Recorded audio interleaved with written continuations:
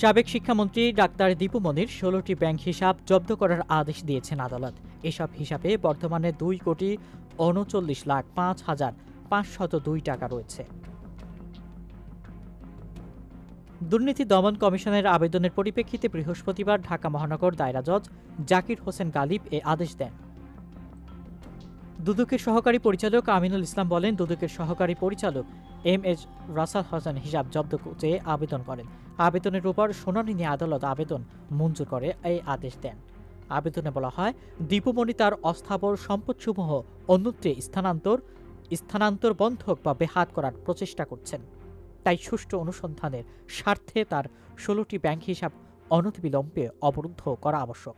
দীপু মনির ১৬টি হিসাবে ৩১,৯,৩৭,৬১৬ টাকা জমা করা হয়। এরই মধ্যে তিনি ২৮,৭৫,১১৫ টাকা উত্তোলন করেছেন। বর্তমানে এসব হিসাবে ২,৩৯,৫,৫০২ টাকা রয়েছে। দীপু মনি আওয়ামী লীগের যুগ্ম সাধারণ সম্পাদক। আওয়ামী লীগ সরকারের ১৫ বছরে তিনি পররাষ্ট্রমন্ত্রী, শিক্ষামন্ত্রী ও সমাজ কল্যাণ মন্ত্রীর দায়িত্ব পালন করেন। ছাত্র জনতার আন্দোলনের মুখে ৫ই অগস্ট আওয়ামী লীগ সরকারের পতন হয়। এরপর ১৯ অগস্ট রাতে রাজধানীর বারিধারা থেকে তাকে গ্রেফতার করে পুলিশ।